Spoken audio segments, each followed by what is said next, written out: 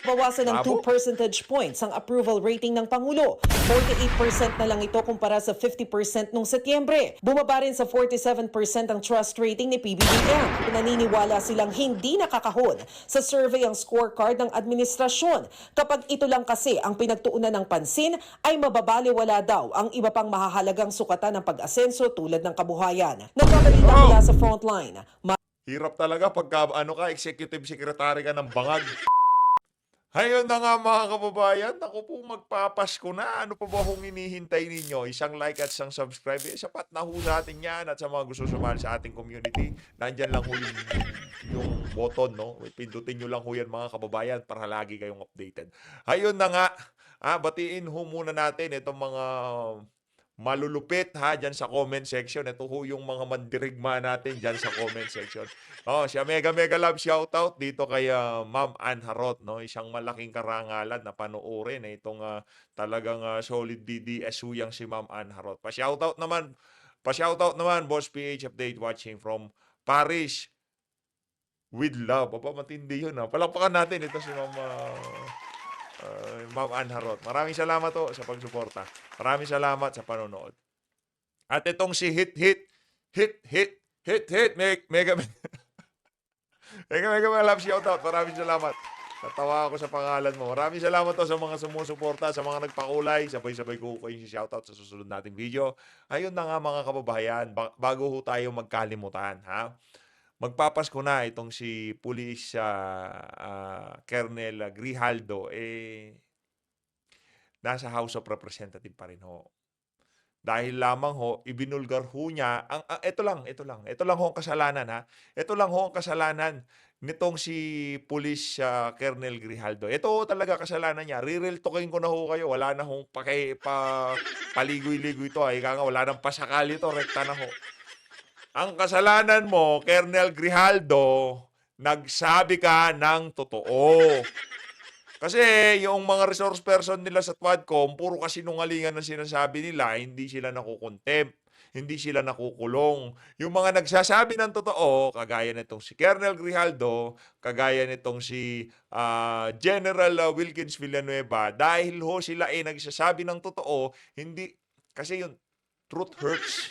Masakit ho ang katotohanan dito sa mga congressman na kagaya ni Paduano, Dan Fernandez at Rasabante. Ngayon, no, hindi ho nila matanggap yung katotohanan na ilinalahad nitong mga individual na to, kagaya nitong si Colonel Grijaldo. Noong nagsalita ho siya sa Senado, sinabi niya ho na kinausap siya nitong si Dan Fernandez at nitong si Paduano diyan sa isang kwarto sa House of Representatives. Kesyo, betting process daw. Kaka-opera ho ng balikat ng mama, talaga hong kinuha ho siya sa hospital para pagpaskuhin diyan sa House of Representatives. Di ba napakawalang yaho nila? Nasaan yung for humanitarian reason?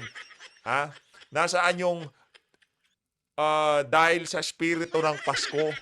Di ba? Yun ho ang kanilang mga ano diyan, palusot dahil ipinagpaliban yung pagkakakontempt nitong si police, itong si General Wilkins Villanueva. Magkagayon pa man, tayo ho'y nananawagan. Meron pa hong Pasko na ho pala bukas, no? Ano na oo, Pasko na bukas, December 24 na ho pala. Palakpakan, Merry Merry Christmas na. Magpapasko na hindi pa ho kayo nakapag-share. Ito.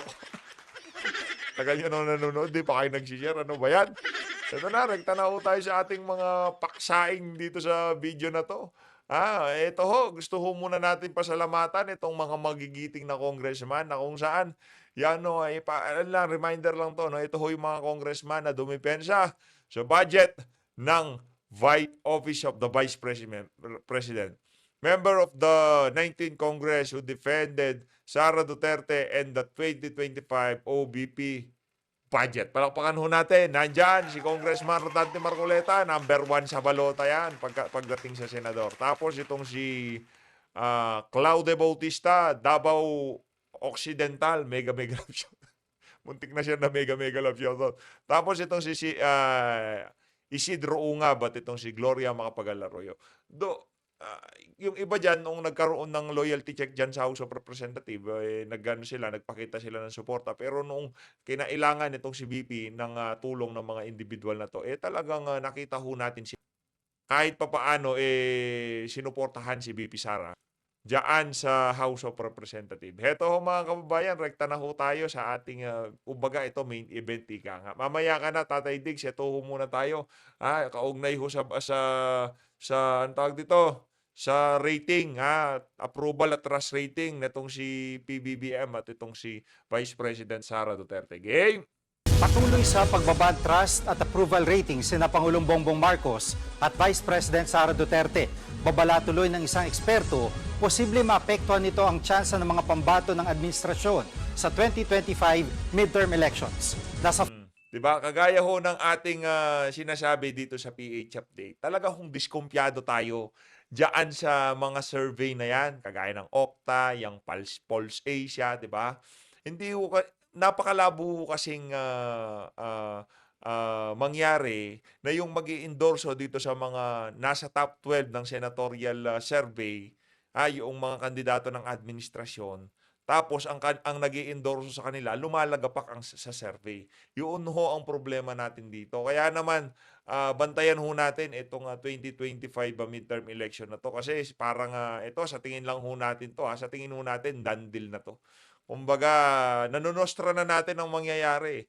Yung laging ipinapakita na pangalan dyan sa Okta at Pulse Asia, kumbaga, yun na ho talaga ang ipapapanalo ng COMELEC. ng sistemang gagamitin nila, yung Miro system sa 2025 midterm election. Wala na 'di ba? Nagsalita ng INC, napakatindi na ng galit ng sambayan ng Pilipino dito sa administrasyon na to. Kasi nagko-contradict yung dalawang senaryo na yon. Ang sambayan ng Pilipino galit sa administrasyon dahil sa kanilang kapalpakan. Tapos biglang mananalo itong mga kandidato ng administrasyon na kung saan ang sambayan ng Pilipino galit diyan sa mama na yan. Meron ho talagang problema. Kaya kung ako ho sa inyo, magbantay na ho kayo. Kasi ang mangyayari ho dito, magsishade-shade tayo ng kung ano-ano diyan, lalagay-lagay natin yung mga pangalan, tapos yun palang sistema na yan o yung ang ganda ng numero natin, palakpakan, 717. Yung ano ho pala, yung election, done deal na ika nga. Tapos na yan. Kahit anong gawin natin, mananalo na ang nasa Okta at Pulse Asia. Bantay ho tayo mga kababayan. frontline balitang yan si Maricela Lili. Sa gitna ng patuloy na bangayan ni Pangulong Bongbong Marcos at Vice President Sara Duterte, patuloy din ang pagbaba ng approval at trust ratings nila sa mga nakalipas na buwan. Sa pinakahuling ulat sa bayan, National Survey ng Pulse Asia nitong Nobyembre, na Yan, yung Pulse Asia na yan, pinapahamak ho nila sarili nila. Ang tataas ng mga kandidato ng pagkasenador nitong mama na to, pero yung trust rating at approval rating, bawasan ng 2 Labo. percentage points ang approval rating ng Pangulo. 48% na lang ito kumpara sa 50% noong Setyembre. Bumaba rin sa 47% ang trust rating ni PBBM, habang mas malaki naman ang nabawas kay VP Sara. 10 Habang mas malaki naman ang nabawas kay VP Sara. Yan yung the way na i-construct ho nila yung balita nila,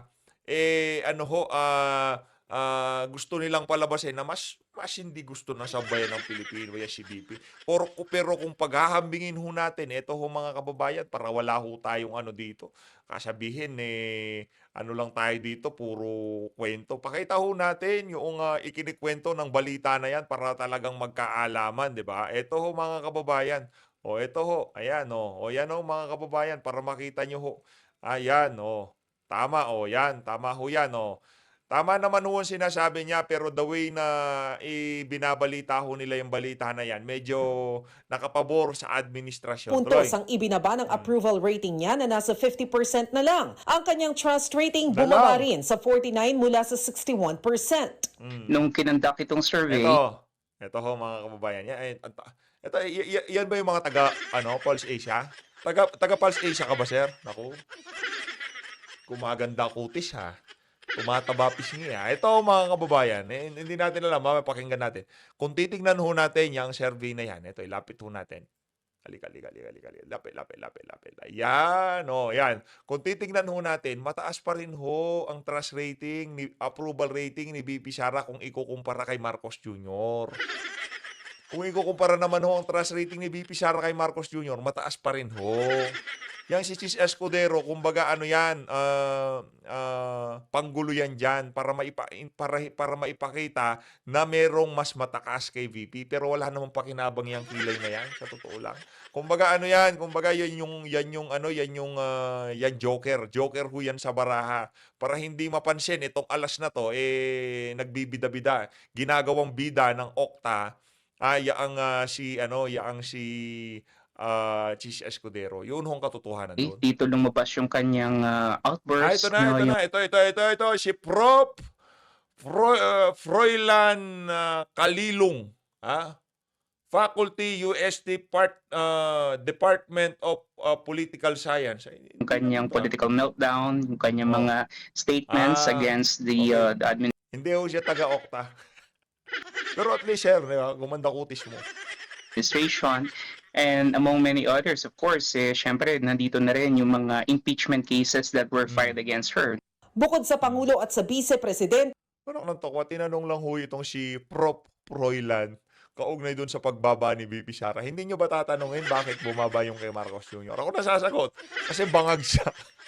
nabawasan din ang grado ng mga pinuno ng Kongreso. Si Senate Nako. President Chis Escudero bumaba sa 53 at 51% ang approval at trust ratings. Pero mas dumausdos ang ratings ni House Speaker Martin Romualdez. Oh, yan. Yan na sinasabi ko sa iyo, tambaluslos.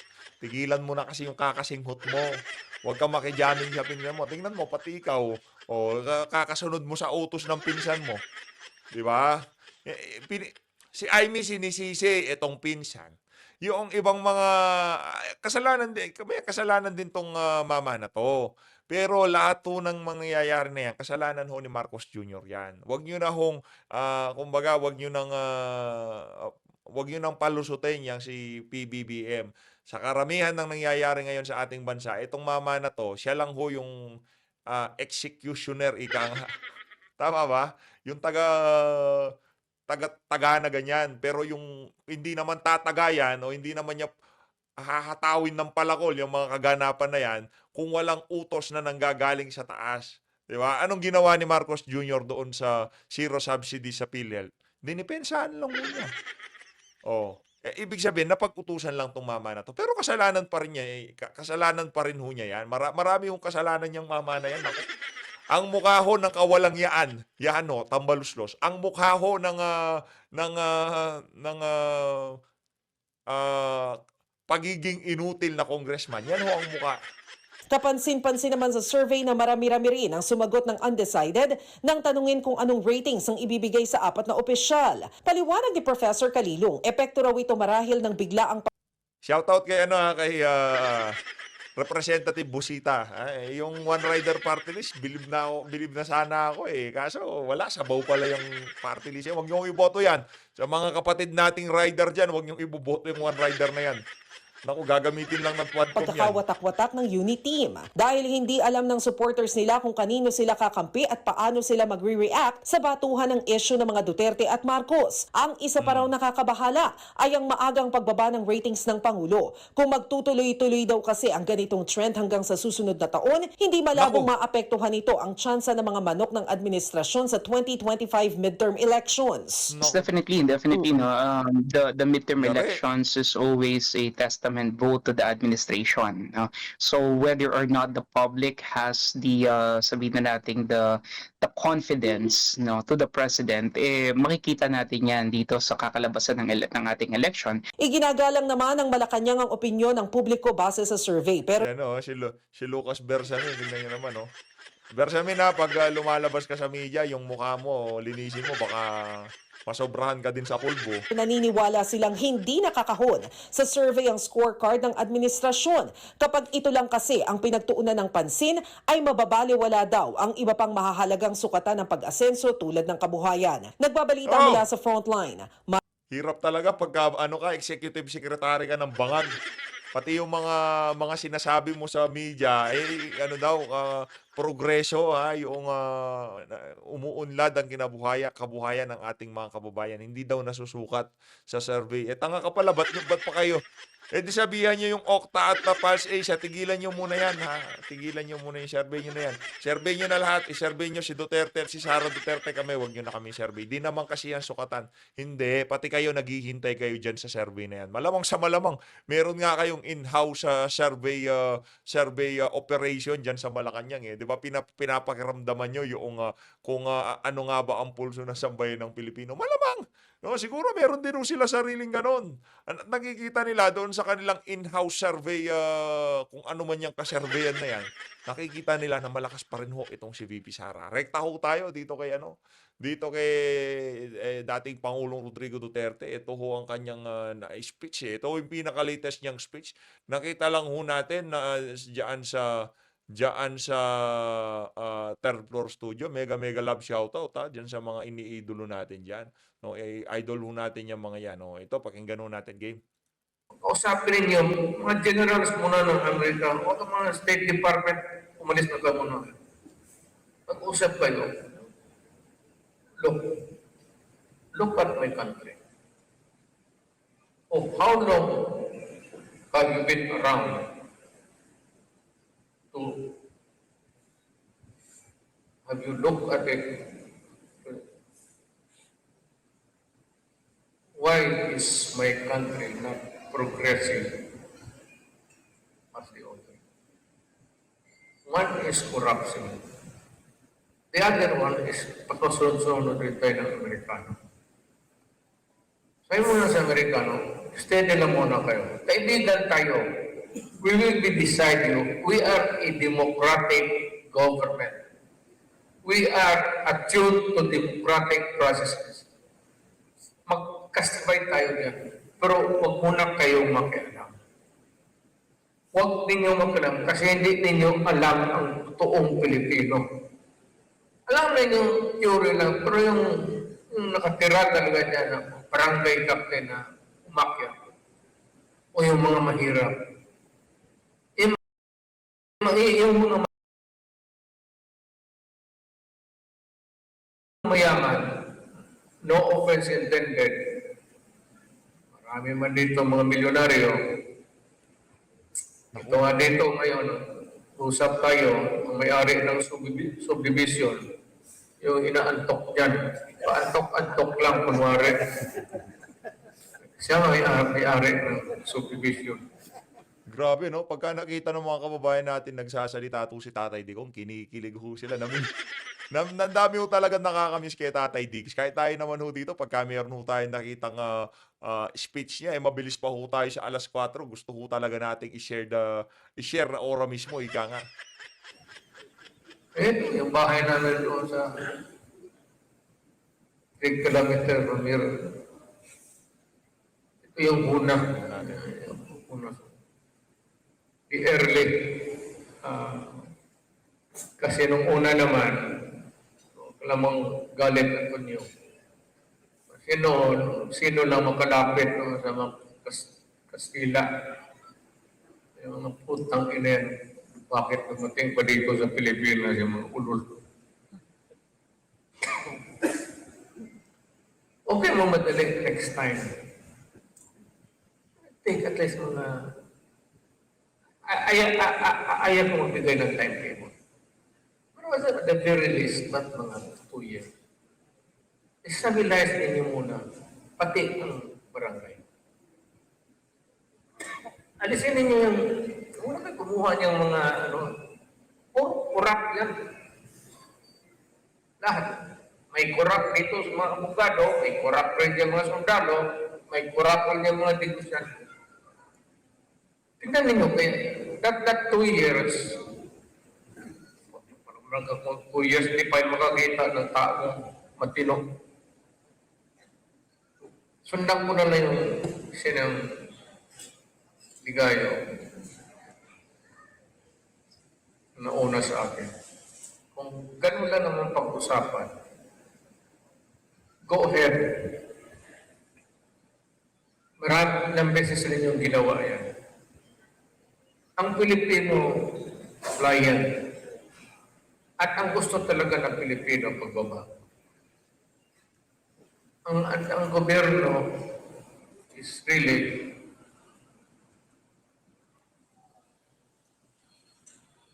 I don't know, but it would take a strong backer. It could be a junta, pero ang ilagay mo dyan, ang chairman, civilian. Kasi kung military junta ka dito, walang diplomatic ambasador maglapit sa atin. Nalayo talaga yan. Because also, in their own countries, ang military would only play a second role. Role talaga ang gobyerno. At ang sundalo, kasali na yan sa gobyerno.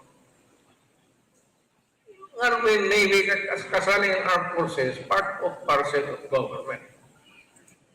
Kaya, pag-isipan ninyo yan, kasali na tayo lahat yan, pero kayo ang may mimili. Ang mag-fair. Ang ibig kong sabihin kayo, hindi kayo lang. Take in yung mga civic leaders, pare, lalo na itong Catholic Church, malakas ang influence eh. Ano, maski gaano natin kawali-wali dito, pagsalita nitong mga gagong pare na ito, wala rin. Akala mo rin malinis ang mga buang. Real talk. Oh, I don't know when would be the next time. Pero ako, wala na ako. Out na ako dyan. Wala na ako. I do not have the stamina or gusto ko na lang paglaro sa Ayun. RTH update. Kayo, pakapan ko kayo. Sabihin ko sa Pilipino, talagang totoo naman matagal na sana eh. At yung sana unang dumaraan, hindi ninyo binawatawan kaagad. Too early, too soon.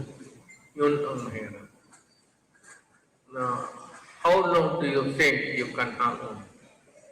Ang pressures niyan from the democratic countries, matindi yan. Pati ang Amerikano. You need a good communicator.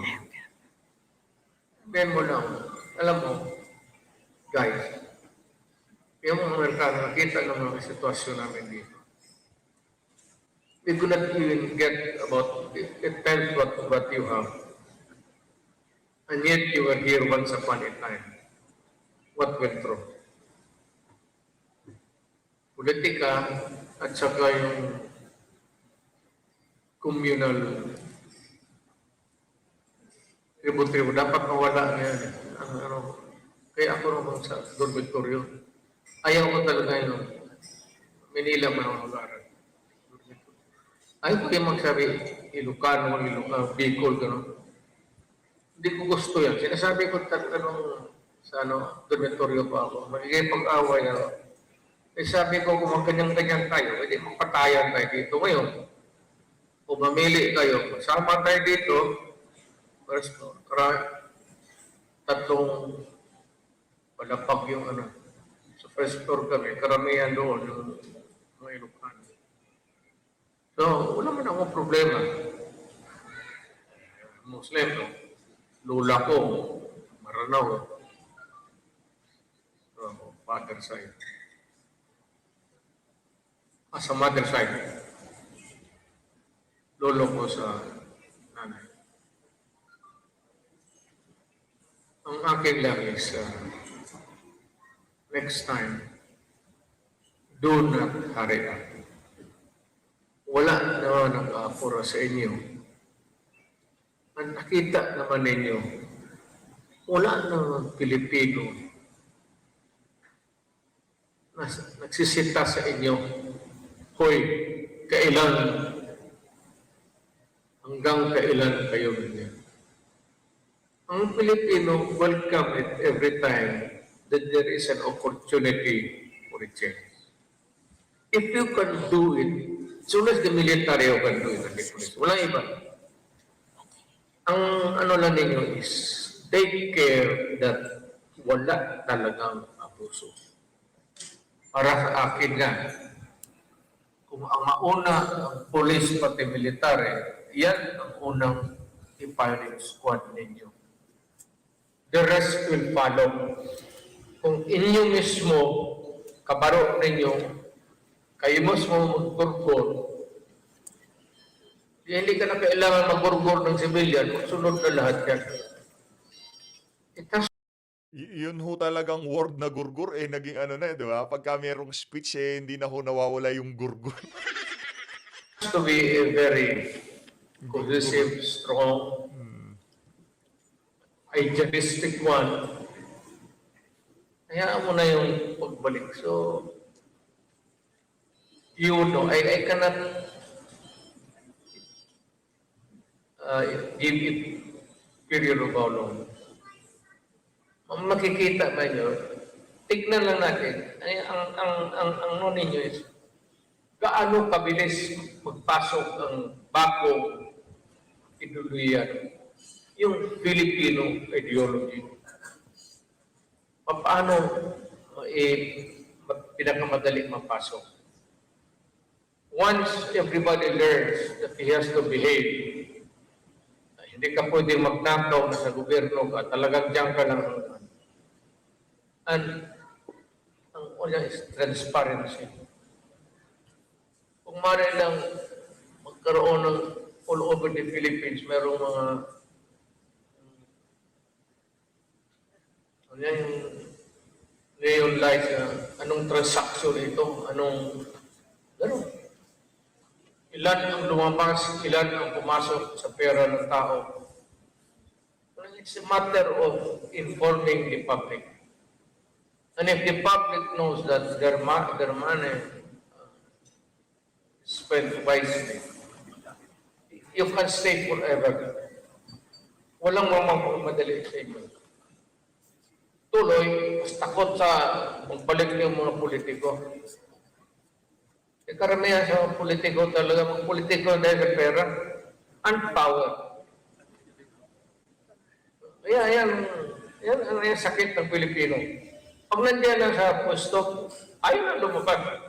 Yun lang. Ano na pag-isip-isipan, Ano na ho siguro talaga no, yung pagka ikaw politiko, nakahawa ka na ng kapangyarihan, talagang ayaw na hong bitawan. Nakikita niyo ho ngayon.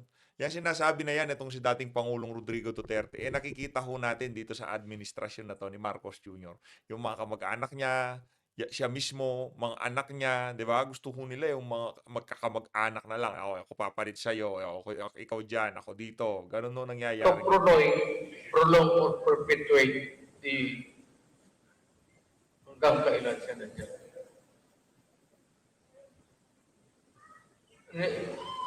Bihira naman kita ng tao basta ba lang step down when the time comes.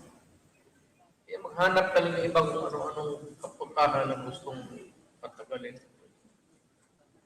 Not really realizing that we are in a democracy. Kaya tayo may election. Mas maganda yan. President 6 years, okay yan. Kasi kung makatsampa tayo ng magandang presidente, hindi mas maganda po 6 years. Kung mga kamalas naman, hindi naman talaga totally malas because this is a democratic setup. And of course, there's always the military. Kung man hindi naman kailangan din yung presidente sa hallelujah. Kung paminsan-minsan, pitikin ko lang kanunay mo lang, Sir President, medyo nag-meeting kami sa Aguinaldo. Medyo mahirap pa rin itong pinapasukan mo. Sir, amin, tambag lang, advice lang. Hindi ka namin gagalawin. Especially if he's an elected president. Hindi mo basta-basta. Just a gentle reminder. May mo lang na, sir, you should learn from lessons learned in the past. Sir, bago-bago lang tayo. Marcos, Kailangan pa ba natin ulitin yun? Naku. And that we must always insist on it. Tama na yun sana. Yung 4 years noon, tamang-tama yun. With re-election, kung gusto niyo. But itong sitting president must not be able to utilize the resources of government to assure him continuity of power.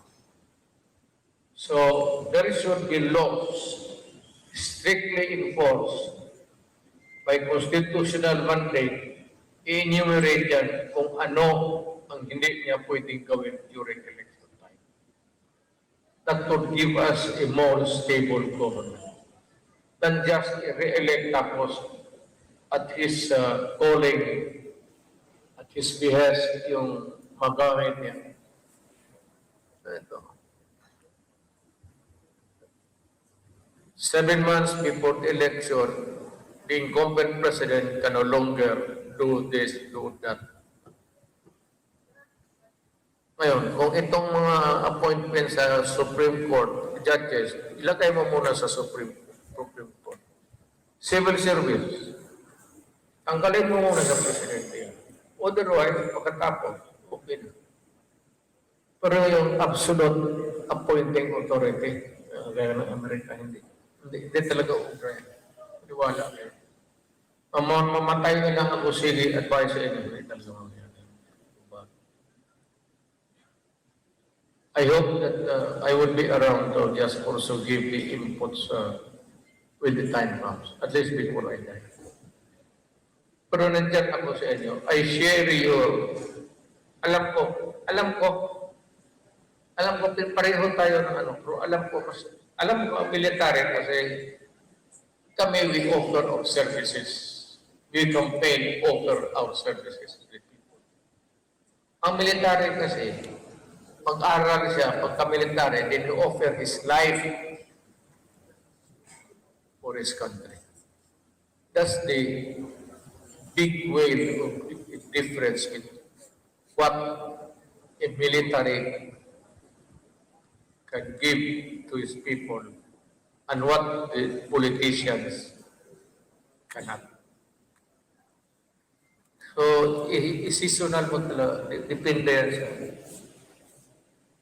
Basta 7 months before, lagay mo sa Constitution, no longer power to appoint. Wala na. Judges, Supreme Court. Kung dito sa ano, yan, bigay mo sa anong department. Ganun lang. And maganda na pausap ganito ng ganito. Hindi naman sa lahat ng So, I'm happy to share this moment with you. Christmas time. We're getting old. Ako, hindi ko naman siguro kung next year nandito pa ako wala na. I'm really old as an old. Kita mo yung anak ko, pinaglalaroan lang ako ng apo ko. Ito na lang kaligayahan talaga natin. Totoo lang ho, mga kababayan, ano ho talaga yung mga anak, di ba? Si Tatay Digong, ano yung kaligayahan niya, yung mga ano niya, apo niya. Tayo ho, mga anak talaga. Anak ho talaga, sarap. Masarap. Kaya yung mga wala pang anak dyan, mag-anak ho kayo. Damihan nyo. I'd like to greet everyone a warm Merry Christmas. Okay. And Happy New Year. Nandito pa ako. If you think that you need my, hindi naman wise advice, yung binugoy na advice lang, yan lang ang kaya ko. Hindi naman ako ma-utak eh. Naman ako pagka-presidente. Hindi siya mautak. Hindi rin ho siya magnanakaw. Pero hindi mautak, pa-humble lang yan. Pero napakatalino ho ng mama na yan. Napakagaling ho ni Tatay Digong. Kung mag-ano lang, hindi naman ako mautak. Maraming mas magaling sa akin. Pa-humble lang ho yan, pero matalino na, matapang na, hindi pa magnanakaw. At alam niyo ano yung pinaka-importante doon? Yung hindi magnanakaw. Kabaliktaran naman ho nitong administrasyon na to. Puro nakawan, duwag, incompetent. Anak ng toko. Sabihin ko sa inyo, Nakakalungkot. ako, kasi isang tingin ko lang, foreign affairs, foreign policy. Anong foreign policy natin dyan ng South Africa? Anong foreign policy natin dito sa Asia? Yung kaya ko na yan, iuwi lahat. Pati lahat na, kasi gumaan na. And before that, it was about 23 years mayor of Davao City. Kaya okay, nakilala lahat. Isa sa mga barkada ko, wala akong barkada. Di ba ninyo kita pa ninyo ako nag-inom na. Wala akong barkada. Ang barkada ko yung mga military pati pulis. Ang barkada ka ng iba niya po pagkatapos maglasing. Wala, itapo na yung mga silya niya sa puot ng ina. Pwede tayo estudyante pa. Noon yun. So, please do not hesitate to call upon me or on me. Marano, naapapay lugang dead ka yung Christmas mo. Na, May kumantang sir.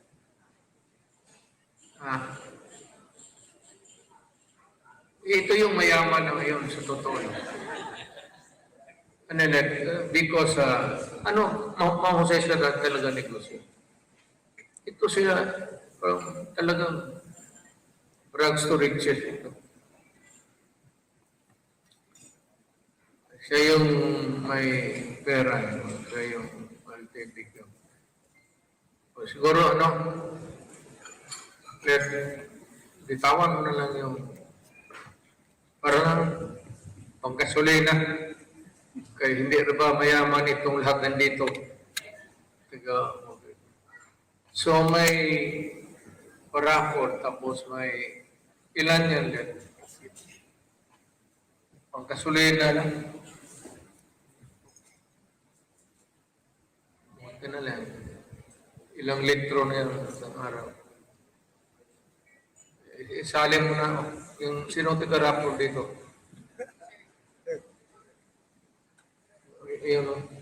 Let Jun, guli mo Jun. pasensya na kayo ha. Hirap na ng mayor sa Davao. Tag 1 million per envelope lang to. Jun. Jun, tanggapin mo Jun. Ito, kasali na ito sa Rafi. Thank you. Ayun na nga mga kababayan, nagkagulo na ho sila, tapos na ho magsalita si Tatay Digong. Siyempre, ano pang gagawin dyan? Magpa-picture-picture, magpa-autograph ng mga memorabilia. Talagang kulang na lang, ubusin na itong si Tatay Digong. As always, maraming salamat to sa pag-support sa PH Update. Sana sa susunod na taon, mga bandang January, makapasyal ho tayo dyan sa Davao. Maraming salamat ho mga kababayan. Mag-ingat ho kayong lahat. Mahalin natin ang Pilipinas. Tagal na ho ng pagpasyal natin hindi matuloy-tuloy. Pero this time, matutuloy na ho ito mga kababayan. Siguro bago mag-eleksyon, mapasyalan ho sana natin itong si dating Pangulong Rodrigo Duterte. No, nung nakadaupang palad, matagal na ho natin kumbaga pangarap talaga na makita yan si Tatay Digong. Maraming salamat ho mga kababayan. Mag-ingat ho kayong lahat. Mahal natin Pilipinas.